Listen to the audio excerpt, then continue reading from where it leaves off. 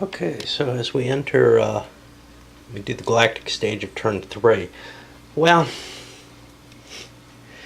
the rebels had an easy job. They have their PDB up. They can't raise it up to the next level without revealing their base. They can't build troops without revealing their base. So they don't want to do that quite yet. They've got the money on the track. They're going to wait until they have enough that base can become a really dangerous thing to the Empire. At least that's how I like to look at it, where they can build a significant amount of force and actually do something with it. So that kind of leaves us to the regular, hey, the Imperials are going to do their stuff. They collected their, well, first thing we had was this event, which was a plague in Province 3, which did almost nothing. It caused a hit to L's.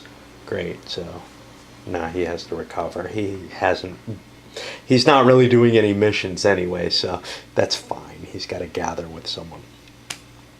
I'm able to gather stuff. Well, I drew this. Province 3 and Province 4 are my main ones. And remember, I'm allowed to shift stuff from any capital or the throne world to this planet that's revolted successfully. Okay. But this thing presents some serious problems. I can put the Imperial Navy here and interdict the planet. And that's what I'm going to do.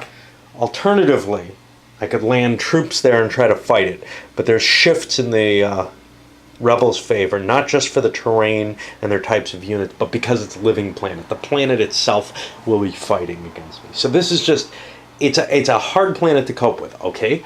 What about an Imperial atrocity unit?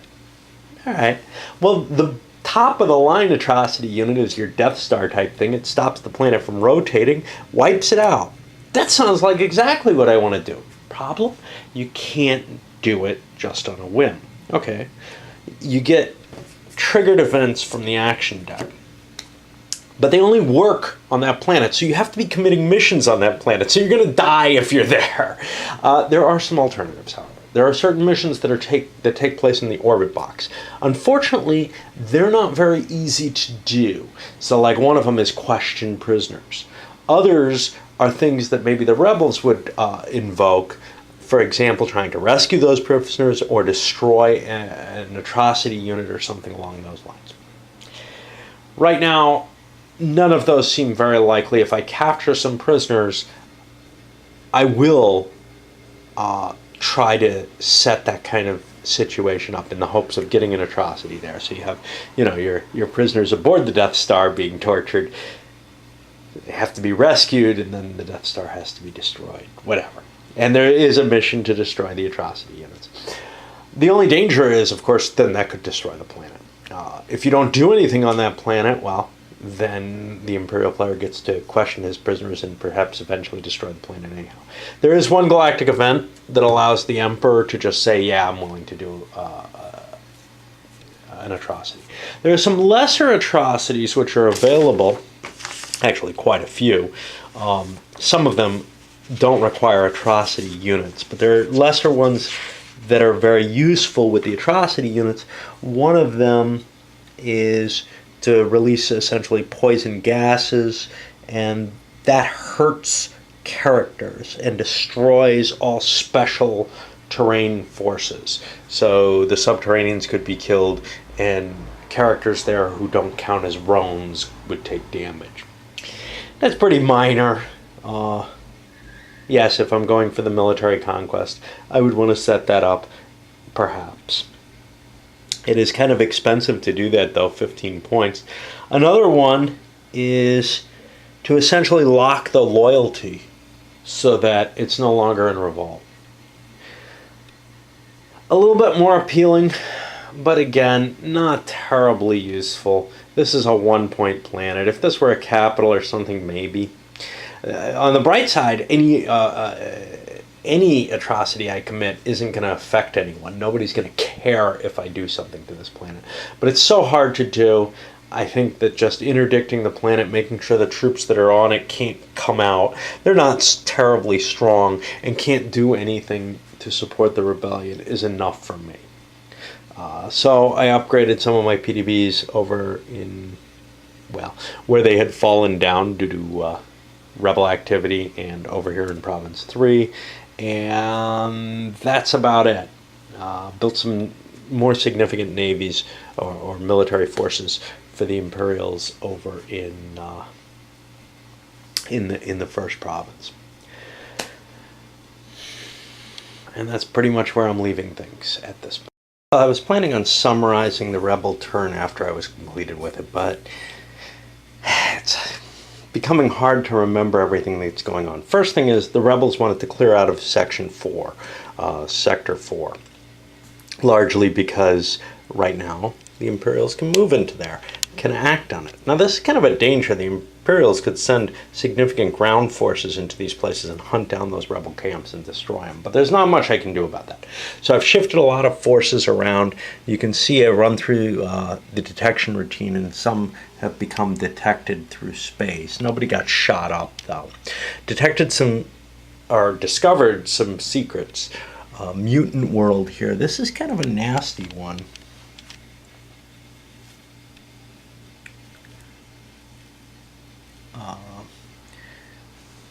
It basically creates all the environs are occupied by creatures with a strength of 10, endurance 9, and the irate locals will have strength 8, endurance 8, and that'll be hand-to-hand combat. But there's kind of a neat thing there, which is I've got a neutral. These shouldn't be on the board yet, but I don't like not having them on the board because I won't remember who's alive and who's not. He's got a neutral sovereign I can summon, which means I could get a rebel sovereign there. So if things start working well, I can move to that. I can't use a rebel camp to summon the sovereign though, so I don't know. I have to put it into rebellion before I really want to summon the sovereign. I could put him there as a summoned rebel, but then he would get, there's the chance he would get executed, assassinated essentially. Using the assassination missions, which someone like Red Jack's good at. Here, again, going after a rebel sovereign whom I can summon. Over here, another one of these. This is Slave World. This is one of the economic bonus planets, and if it goes into rebellion, it produces more troops, which is kind of a cool factor to it as well. So it's a particularly interesting planet for the rebels to go for.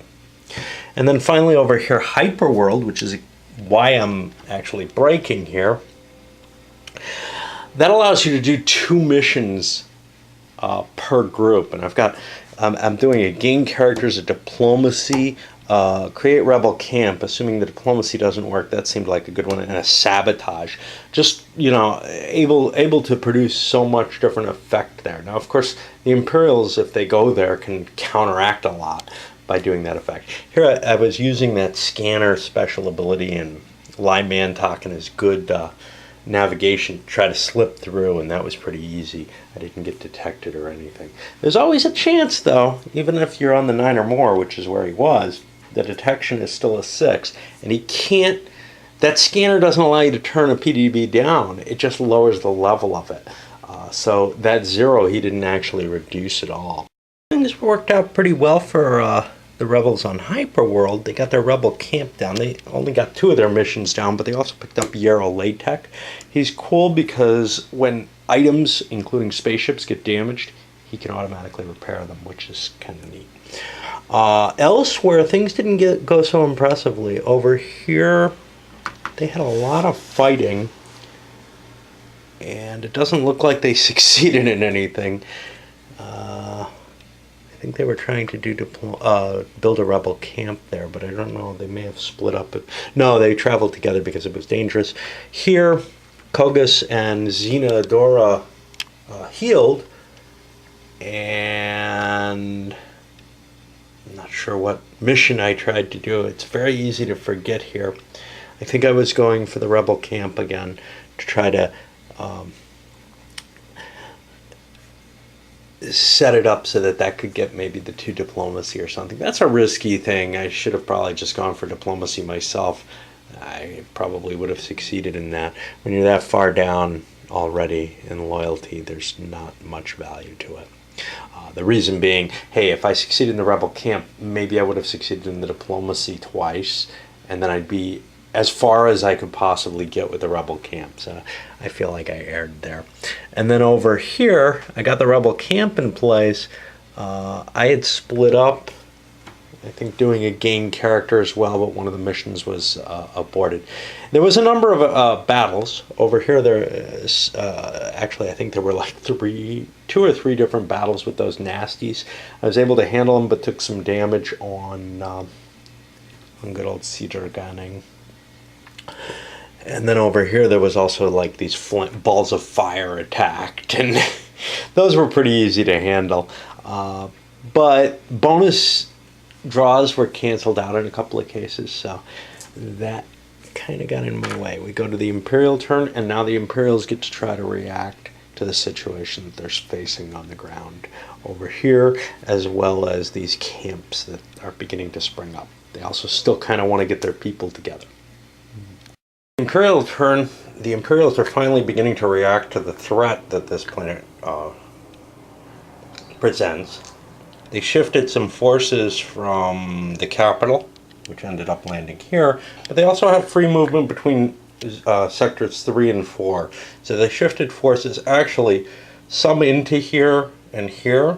The intention is to get enough in place to start killing those rebel camps off, so that the rebels can't just keep doing missions for free all over the board.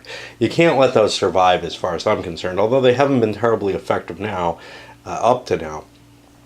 We also had Red Jack and actually the other 2 knights gathered together in one big group. Why here? Well, because this is one of the few places on the map I can go that has any value at all.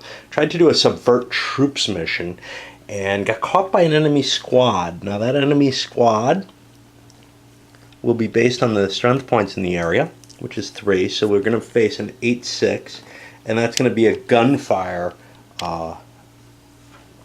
exchange. However, it's not too bad for the Imperials because somebody's injured. Els is injured. He probably wouldn't be actually going along on this, so I'm going to leave him out of this. 5, 6, 7, 8, 14. I have some 18 strength points there.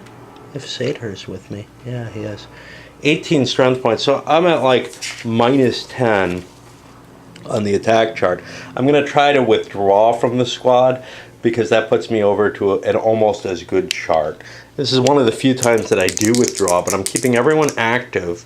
So my withdrawal chance is not terribly good, but it's not automatic, but see, the thing is, I'd rather have everybody there shooting it out with the squad if it doesn't work. And they get away.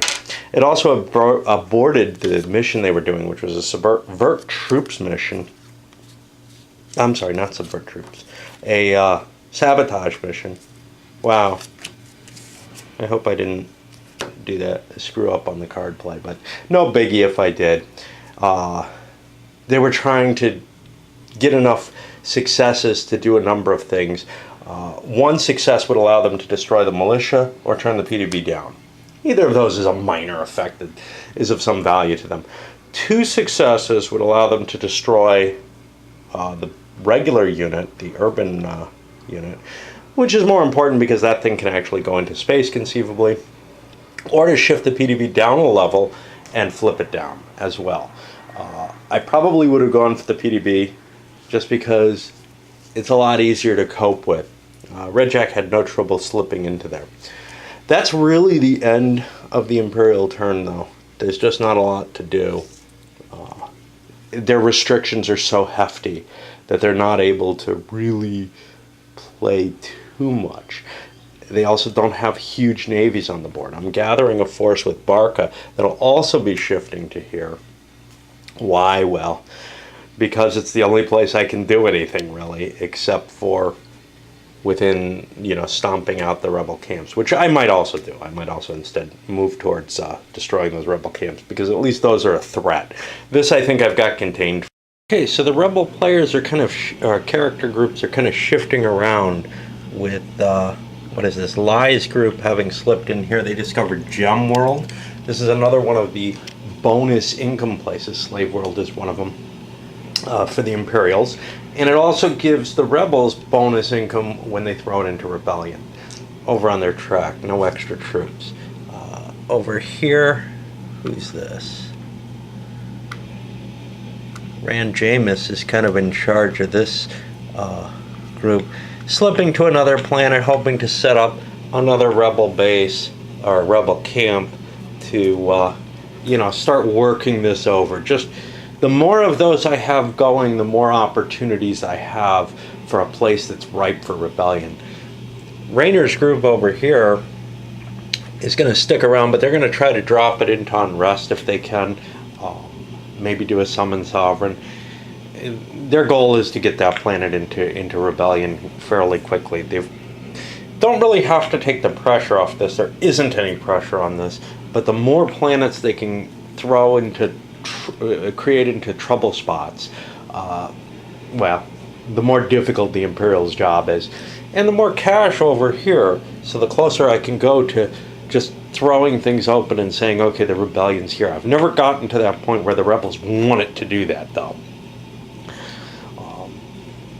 Sometimes they're forced into it, but so far the Imperials haven't found any information on the rebel planets. However, here we've got a problem. Bocanegra's group has slipped in here looking for this secret, but they got caught on the detection routine. I think they were at a 7, they got a D star. That means there's going to be a detachment that attacks them, and that's something new.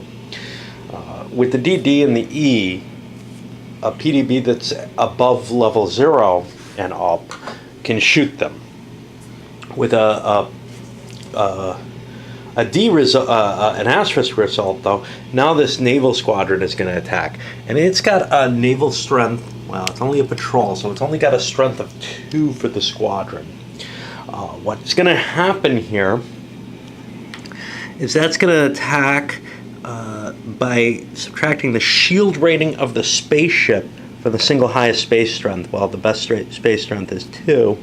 So let's see what we've got there. We've got Bocanegra's group. That is this group. His shielding is only a 2.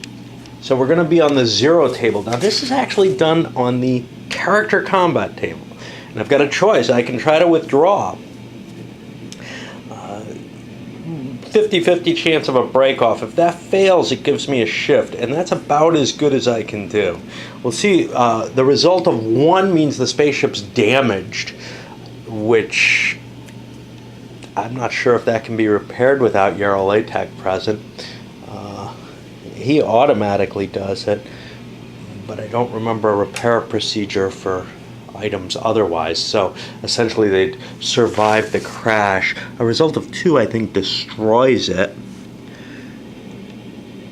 Yeah, and kills everyone. So essentially this is a bad situation for Bocanegra if he gets caught here. I'm going to take the first 50-50 chance rather than deal with the second one here.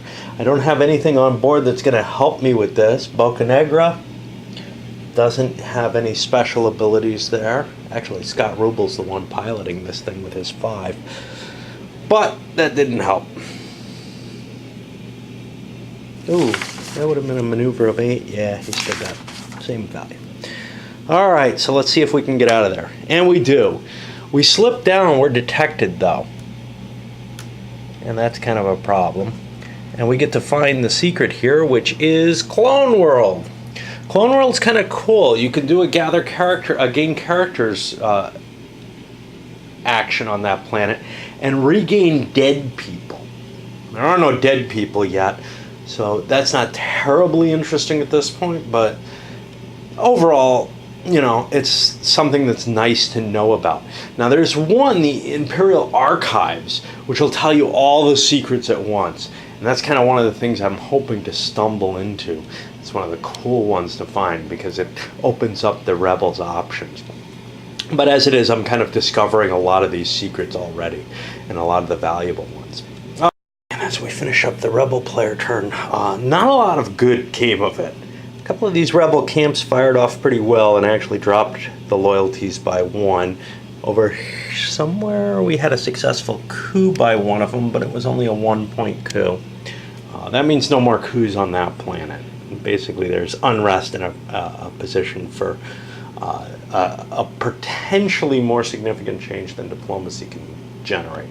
It's kind of a waste to use rebel camps on coups, but that's why I put him there. In a sense, it burns the coup away, making it harder for someone like Red Jack. Well, Red Jack's not good at them, but the Emperor, Thysa, and Desmond are all good at coups. Some of the rebels are good at them too, but in general, it's a risky proposition for them to use. Anyway, the rebel camp gets away without a risk. I don't know. I'd rather. I think I'd rather do the diplomacy in general, but I like to test out the whole system, as it were. Failed to get any diplomacy going here. Here didn't get. I think it was an attempt to build a rebel camp. Same over here. So the actual character groups didn't do much. Something like this was split up into multiple things, probably a sabotage as well. Here we had a split up and there was a sabotage and a close fight there. Sentry robots, I had my group split up 7 to 7 for the sentry bots, and that was kind of risky, but I got away with there's still a 50-50 chance of getting out of the fight. So, the rebels have these close calls that could go very, very badly where you lose a couple characters. Knowing where Clone World is helps a little bit. If I lose characters, though, the Imperials could start interdicting Clone World and making it tough for me to get there. All right, we're on to the Imperial turn. Okay, moving to the Imperial side of things now. I screw around with the sequence of play, there's no question here. I believe the operations phase is where combat is handled, and actually Barca's force, we should handle this first. I've done the missions beforehand. Now his force is traveling with the military. It's a little safer that way. I turned that guy back to his mobile side just to indicate. But before I get to the military, we have one thing. These forces here landed here. 9 strength points. That's more than, that's 3 or more over the size of the environment. So this rebel camp is gone. Now, of course, it can be rebuilt or whatever, but you're kind of cleaning up the Imperial or the rebellion, its artifacts as you go, and that's really what the Imperial characters are for. They're to go mop up and make sure that the rebels never really pick up the steam that they need to.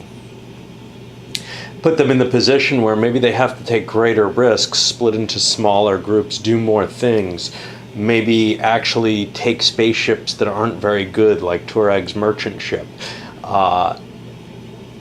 And all this while, the Imperial force is getting bigger and stronger. So, there's kind of this balance of risk, but at some point or another, the rebellion looks like it's just never going to succeed, certainly in the 20 turns. It's one reason why there's,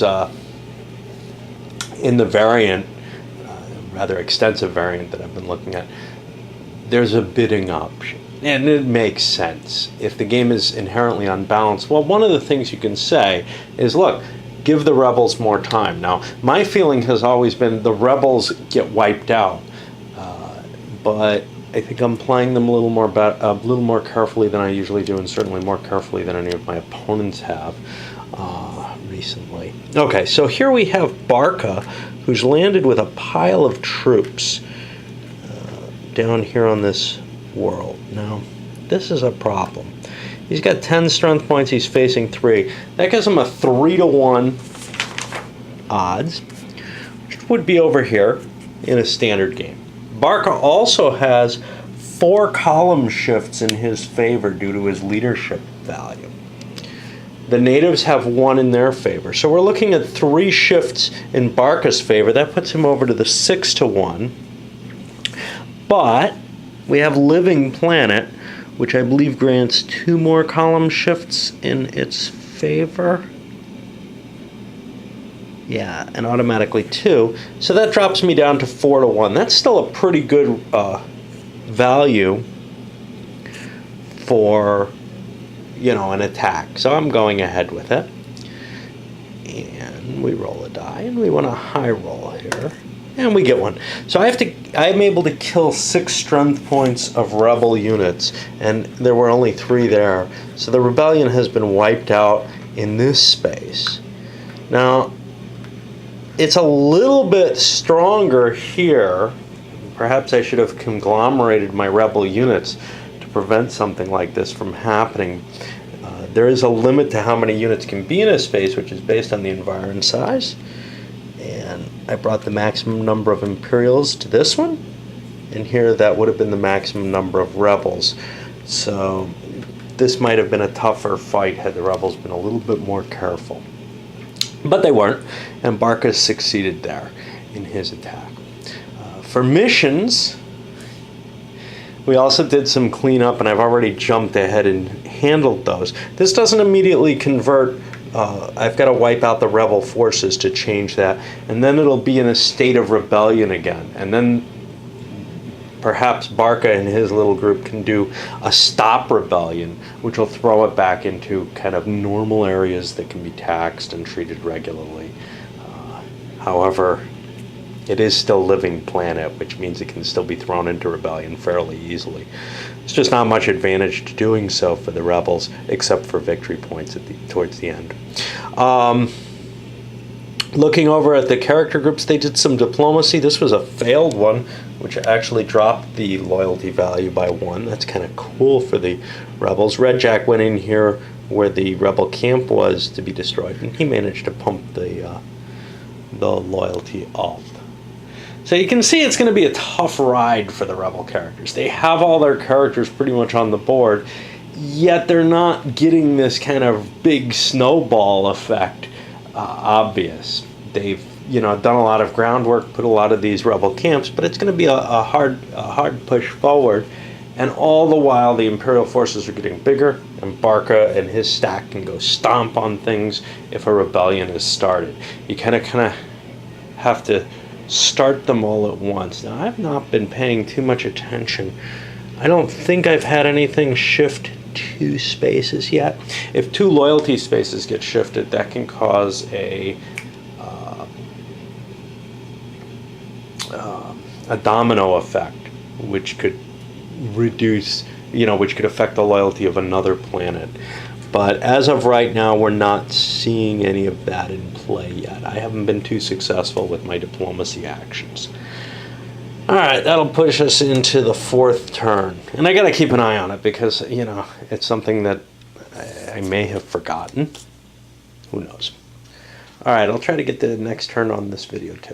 We enter turn 4. Let's see what our random event is. Suvan religious leader denounces alleged Imperial atrocities. The rebel player may shift the loyalty marker on the home planet of the Suvan 1 space in his favor, and on 2 other Suvan occupied planets 1 space in his favor. Great. Okay, so I have to find the Suvan homeworld. There is a useful little piece in the Galactic Guide for this under Starfaring Races. Got our home planet is 3511, and then we have the rest listed here. So I have to decide what I'm going to do. 3511 is an automatic. That'll be this one, so it slides down to neutral. And then I have to choose 2 others of these out of 113, which will be up here. You'll notice the planetary number so you have your provincial number as the tens digit, the system number within the province, and then the number of the planet is the final part, so this will be 113. So that's kind of interesting. It has a secret Ornig 241. That's a capital planet. Those are always intriguing. A shift in one space is not enough to trigger a domino effect, although you'll essentially have one here. And let's see. Mid-S 341 and 342. And those are these 2. Alright, what I'm going to do I'm gonna take this sucker down, and I'm gonna look for that capital. What was that? That was, I think, 241. Just because capitals are kind of cool if you can get them, so reducing their value is of use.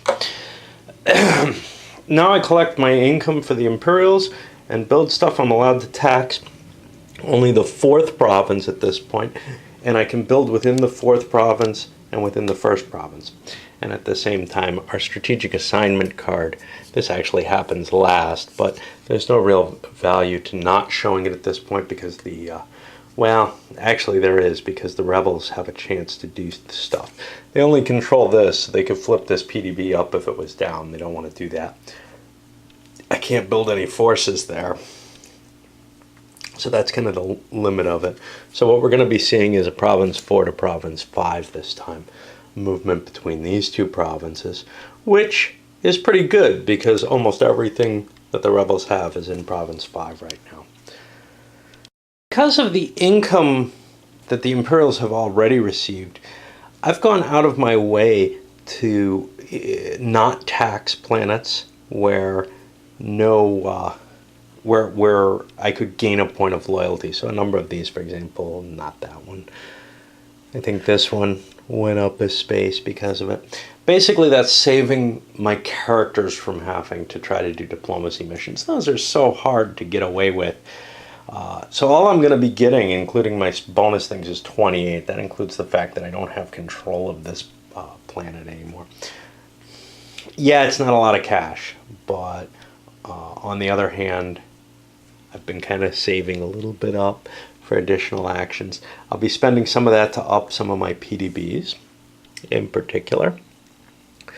I'm worried about this one. That's one.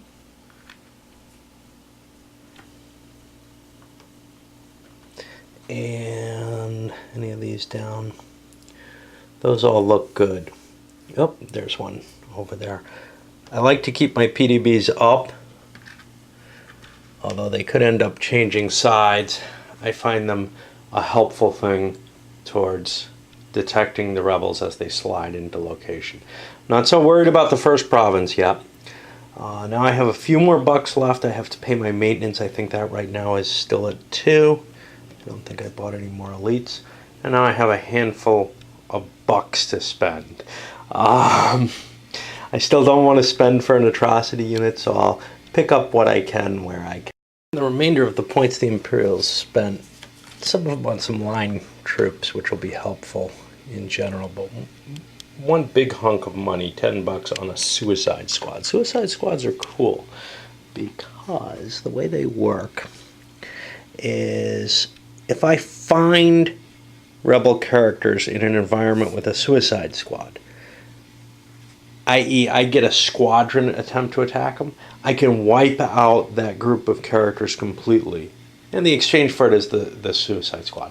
But that's a tremendously powerful ability to wipe out a whole stack all at once. Now, a strong military stack could do this as well, but the Suicide Squad doesn't look anywhere near as threatening. So perhaps a stack of rebel characters would stick around in a place where the Suicide Squad is kicking around. Again, my goal as the Imperial is usually to wipe out the rebel characters, because that is actually fairly feasible. Alright, let's push into the rebel turn. Now things start to get rough for the rebels. Opened up with my big Lie Mantok group trying to jump into here to peek at the secret. They ended up misjumping in the drift box. My second jump was Boca Negra's group. Sailed in here, got hit by this veteran Navy unit, was able to send a squad, and it destroyed the planetary privateer and all aboard. That means these guys are dead and available on Clone World. I believe the items are just gone.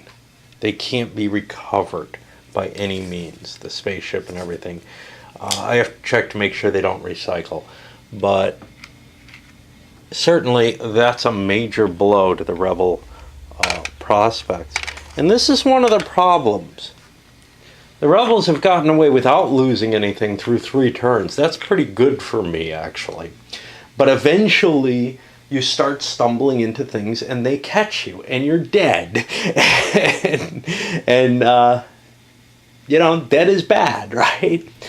The others moved into safer locations with PDBs down to try not directly challenge riskier situations. Bocanegra felt like he had a pretty good shot at getting this secret. He would have been lucky if he had, I think, because this is the Imperial Archives, which would have revealed all the secrets. And there's some, like the Dead World, that you really do not want revealed. But this is one of the things. The Imperials can protect a couple of their secrets sufficient enough that they have a good shot of taking out a rebel group. Wouldn't have been this group as easily. It's a more powerful ship. Not so much on the defense, but in terms of being able to evade things. But the Planetary Privateer is not terribly potent. Well, it's got the lower maneuver, that's the big thing. And I think I had a slightly worse pilot on there. I don't know, I'd have to check them. But anyway, major blow. One of the big groups is gone. Only 2 groups operating. There's sort of this mixed thing. Do you take more chances now because you took a major loss and what you had been doing was okay, but now you feel like you're behind the 8 ball? I didn't really feel that way, so I continue with the sending entire groups together. Oops, that's not damage. And building a couple of rebel camps. This I am happy to split, but I feel like I'm in kind of a conservative mode of play with the rebels at this point. That may not be sufficient. That may be one of my biggest flaws is I'm too conservative with the rebels, but I'm too used to them getting wiped out, okay? So I'm trying to mitigate the experience that I normally have with the game by taking less risks here. We had something interesting here. The critter here, the crunge, came up a couple of times. Now, what that is it's a rock that makes everybody sick if they sit on it. But the way it works is your intelligence -4 is how many hits everybody takes. Now, that's a pretty potent hit. Luckily, I had someone with a high intelligence, Voda, in that group, so they were essentially unaffected by that. Also got attacked by some sentry robots here that didn't do much harm. The camps that are in play, though, didn't do much. And you can see the Imperials are going to be able to start stomping those out. And we'll let them do that. It's one of the problems. It's very, very difficult on the rebels. I don't know where the balance is. I'm trying something new here, focusing on the camps, focusing on running away from the Imperials. I'm not so much doing what I had hoped to do, which was operate multiple groups in sort of the same planet. Get everybody together and throw planets into rebellion one after the other. And that may be part of the risk here, is that I'm still separated into 3 separate groups rather than maybe doing the diplomacy. But the loyalties of the planets I've been hitting have been fairly high. And you need to get such a preponderance of the galaxy on your side that it seems a hopeless task. That it seems like you really, really have to work at it. Should I have tried to slip away here? Where do I go? That's the problem. I've got bad odds if I stay here, but wherever I go, it's not like there are weak military units for the Imperials, so I'm going to stick there and let these poor guys fend for themselves. Barca will probably be able to stomp them. And the Imperial turns over as they stomp out fires. Barca made an attack here, he actually took more losses than he dealt out, but that's okay. The Imperials have this constant stream of revenue. It's easier for them to build new forces than it is for the rebels. The only real issue here is now it's going to be tough to get Barca off planet and out there. I may leave behind of force. Now, I had been intending to stop the rebellion with Barca and the other leaders there as soon as I wiped out the rebel troops. That, if I choose to do that, then he's kind of stuck down here until some other fire breaks out.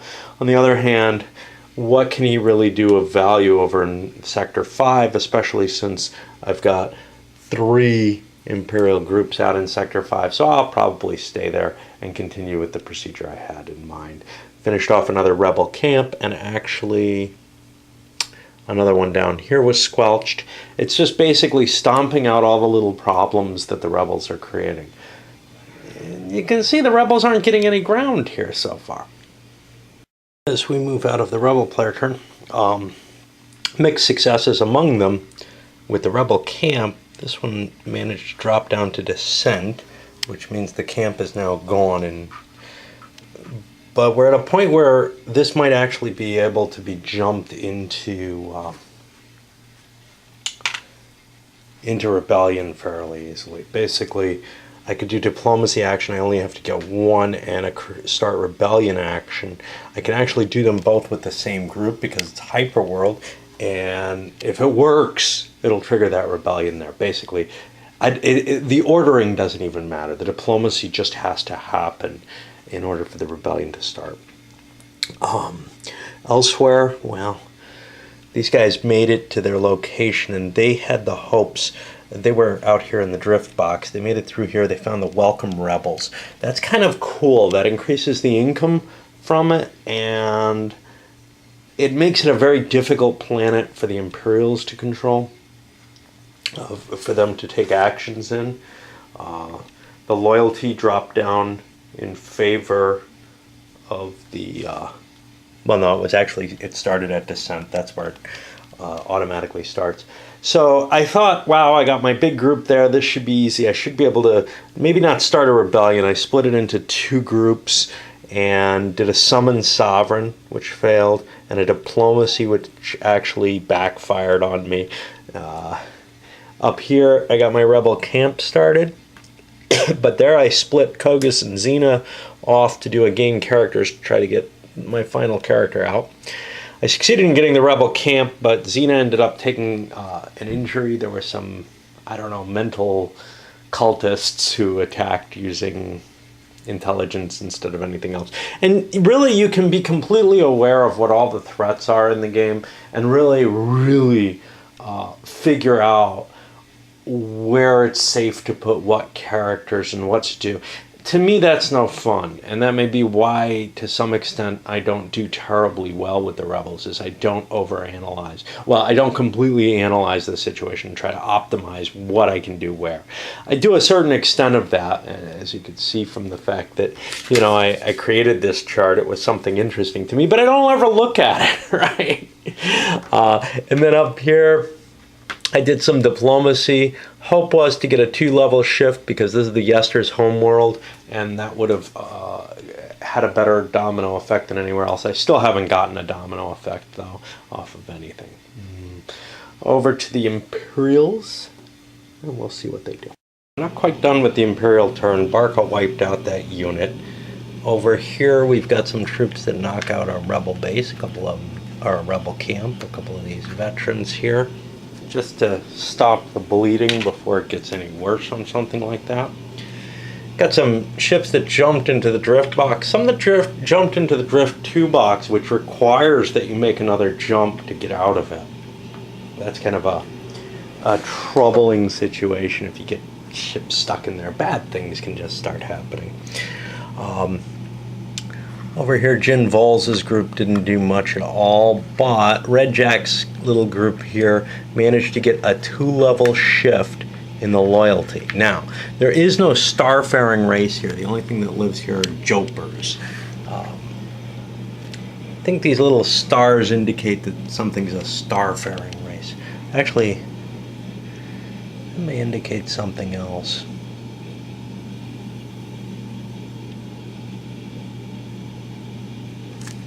Yeah, the 1 star indicates starfaring race. The other star indicates something about the value of the province.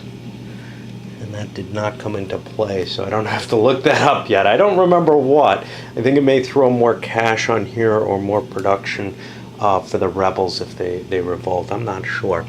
Over here, though, because that went up too, he can up the loyalty of one place in the same system. And in this case, there's only one place that can be the case. So we'll move that one up. That's kind of a nice little move. Now I still have one group left here. Did I forget to... See, I got a problem with that group, which is Telman here is injured. And I don't think I want to send Vans and Gelba together as the only people acting. Chances are there will be times when I have to recover, so I'll probably send the group as a whole on a mission, even though Telman's in. That's the wind down and end of turn 4 as we move into the galactic stage for turn 5 and to a new video. Those stars after the value, for example here, they tend to cluster with the stars after the name. The star after the name is a starfaring race. The star after the value indicates that they're starfaring resources. And I almost did screw this up. If they're not starfaring resources, the best I can buy from them are these 2-1 units. If they are starfaring, I can buy the stronger units, not the elites though. Just the stronger of the regular units. And that means I have very limited capability to use spaceships out of planets if they don't have them. That's really all it is. So, I guess this one goes up.